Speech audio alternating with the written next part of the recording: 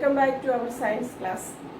As we are discussing the chapter Adaptations in Animals. So let us quickly recall what we have covered till now. We have discussed that on the basis of their characteristics, animals can be classified as vertebrates and invertebrates. Then we have studied that based on their habitats, animals can be categorized as terrestrial, aquatic, amphibian, arboreal and aerial. Then in the fourth video, we have discussed that depending upon their feeding habits, animals can be classified as herbivores, carnivores, omnivores, scavengers and parasites. So today we are going to study about all adaptations are shown by different animals in their size, shape and color, so that they can protect themselves from their enemies. Okay. So let us learn adaptations for protection. Adaptations for protection.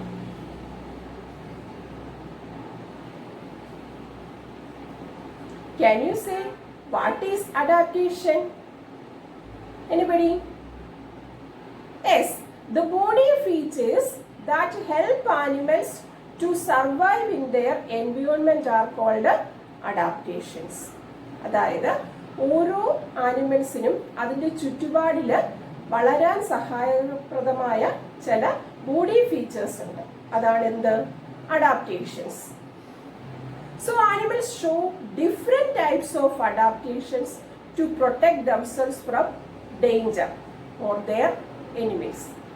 അതുകൊണ്ട് തന്നെ animals അവയുടെ ശത്രുക്കളിൽ നിന്നും രക്ഷപ്പെടാൻ വേണ്ടി, സ്വയം രക്ഷ നേടുന്നതിന് വേണ്ടി അവ പല ടൈപ്പ് അഡാപ്റ്റേഷൻസും അത് കാണിക്കും. So, some animals can run very fast to escape from their enemies. Examples of such animals are deer, rabbit, kangaroo, etc.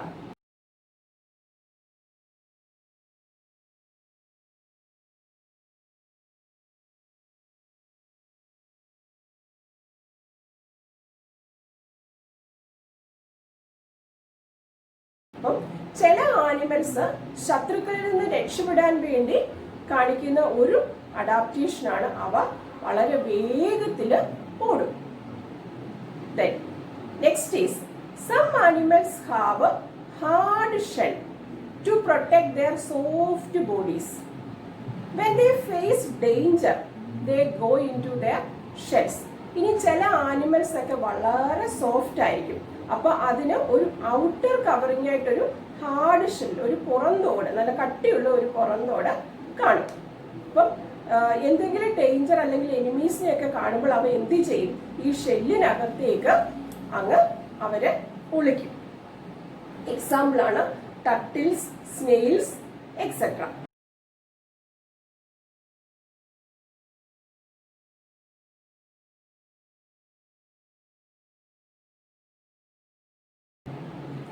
Then another type of adaptation is some animals have sharp and pointed quills. Quills. Quills. To protect from enemies. Example, porcupines.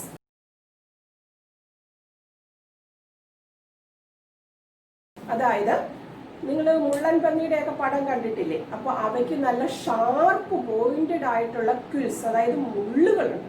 അപ്പോൾ ഏതെങ്കിലും ശത്രുക്കളെ അവർ കാണുകയാണെങ്കിൽ ഈ മുള്ള് തെറിപ്പിക്കും. അങ്ങനെയാണ് അവര് ശത്രുക്കളിൽ നിന്നും രക്ഷ നേടുന്നത്. Okay. So some animals have the ability to merge with their surroundings or change their body color. ഇനി ചില ആനിമൽസ് ശത്രുക്കളിൽ നിന്ന് രക്ഷപ്പെടുന്നത് അവയുടെ ചുറ്റുപാടുകളിലോട് അങ്ങ് ലയിച്ചു ചെയ്യും, അല്ലെങ്കിൽ അവയുടെ ബോഡി കളർ ചേഞ്ച് ചെയ്യും. So that they are hard to be spotted. That is called camouflage. CAMOUFLAGE. camouflage. അപ്പൊ അതായത് അപ്പൊ അങ്ങനെ അത് ലയിച്ചു ചേരുമ്പോൾ അല്ലെങ്കിൽ കളർ ചേഞ്ച് ചെയ്യുമ്പോൾ അതിനെ പെട്ടെന്ന് കണ്ടുപിടിക്കാനായിട്ട് സാധിക്കത്തില്ല. Example, polar beer.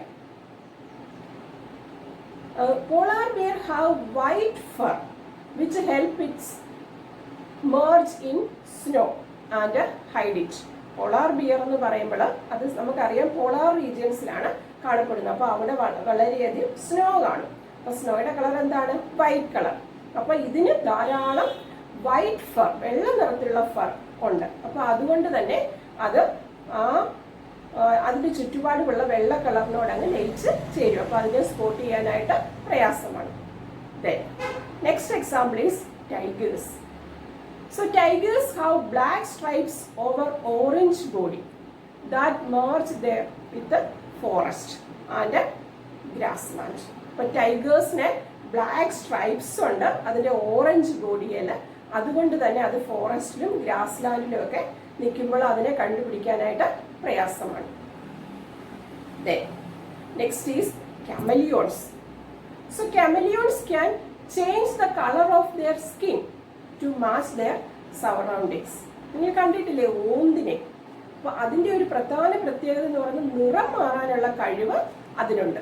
അപ്പൊ അത് ഇപ്പം ചെടികളിലൊക്കെ ഇരിക്കുമ്പോൾ പച്ച കളറായിരിക്കും അതിനുള്ളത്, അല്ലെങ്കിൽ അതിന്റെ വേറെ മഞ്ഞ കളറുള്ള ഏതെങ്കിലും സറൗണ്ടിങ്ങിന് അടുത്തിരിക്കുമ്പോൾ അതിന്റെ കളർ മഞ്ഞയായിരിക്കും. അപ്പൊ അതുകൊണ്ട് തന്നെ അത് അതിന്റെ എനിമീസിന് അതിനെ കണ്ടുപിടിക്കാനായിട്ട് പാടാണ്, പ്രയാസമാണ്. Then more examples are zebra, grasshopper, stick insect, arctic fox, etc.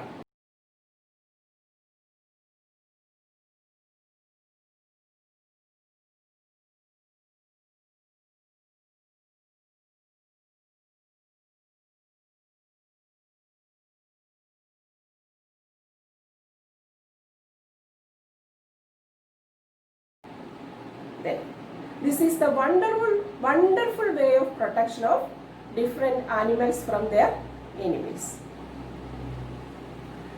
So adaptation is very important, and if animal is failed to adapt their surrounding, they become extinct. അപ്പം ഈ അഡാപ്റ്റേഷൻ എന്ന് പറയുന്നത് വളരെ പ്രധാനപ്പെട്ട ഒരു ടോപ്പിക്കാണ്. അതുപോലെ തന്നെ ഇങ്ങനെ അഡാപ്റ്റ് ചെയ്യാൻ സറൗണ്ടിങ്ങിനോട് കൂടിച്ചേരാനായിട്ട് കഴിവില്ലാത്ത ആനിമൽസ് എന്ത് ചെയ്യും? ഈ ഭൂമിയിൽ നിന്ന് തന്നെ അപ്രത്യക്ഷമാകാനുള്ള സാധ്യത ഉണ്ട്. Okay, so let us learn about endangered animals. ENDANGERED, endangered animals.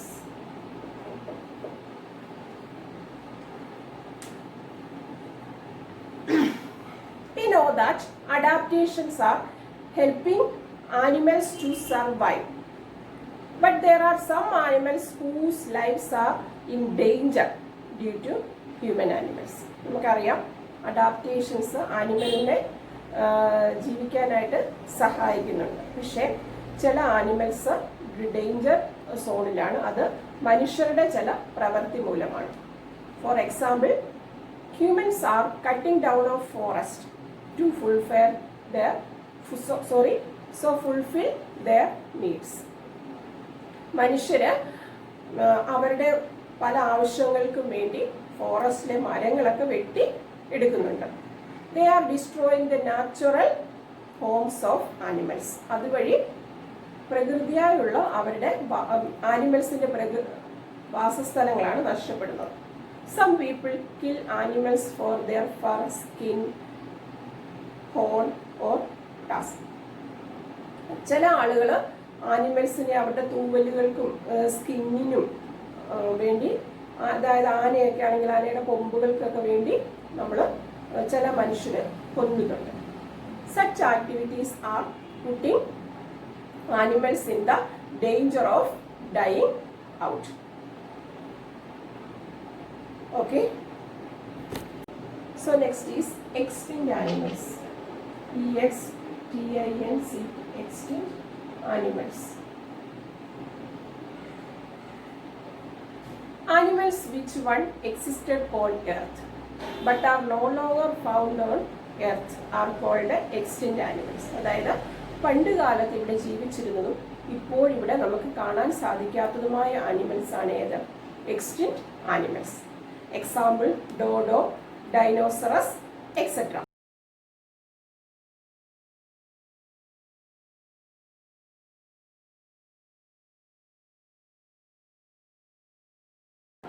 Okay.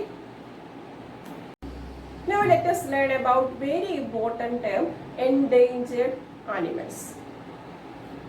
So destruction of forest by humans have reduced the habitat of many animals and made them endangered animals.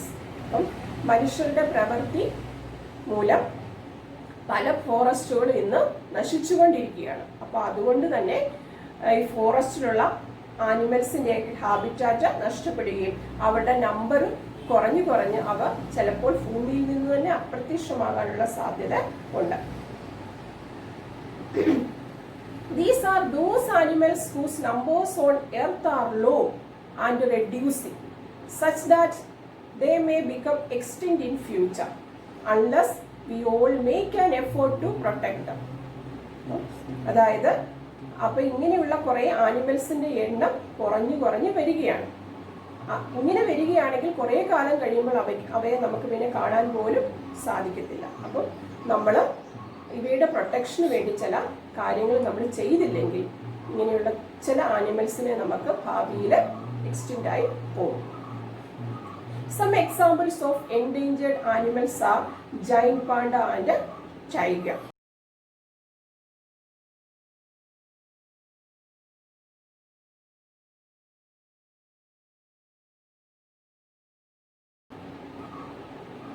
So let us conclude. Today we have learned about some important terms such as camouflage, extinct animals and endangered animals. Okay. So first term, camouflage. Characteristics, that is body shape and color.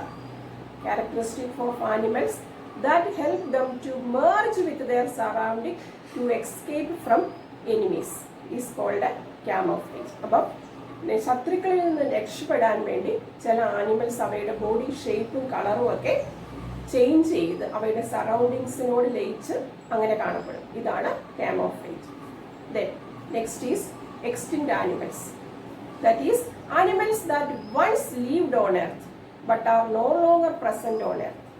അതായത് പണ്ട് കാലത്ത് ജീവിച്ചിരുന്നതും പക്ഷെ ഇപ്പോൾ നമുക്ക് നിലവിൽ കാണാൻ സാധിക്കാത്തതുമായ animals ആണ് എന്ത്? എക്സ്റ്റിൻക്റ്റ് animals. Then next is endangered animals. Animals whose population is low and declining, such that they are in danger of becoming extinct. അതായത് ചില ആനിമൽസിന്റെ എണ്ണത്തിൽ കുറവ് വന്ന് ഭൂമിയിൽ നിന്ന് തന്നെ ചിലപ്പോൾ അപ്രത്യക്ഷമായേക്കാം. അതാണ് endangered animals. So I am sending the notes of this chapter soon. All of you please copy the notes into your science notebook. Then you should complete the exercise given in the textbook. I will send the answers of these exercise in the next class. Please check the answers and correct it. Okay, thank you.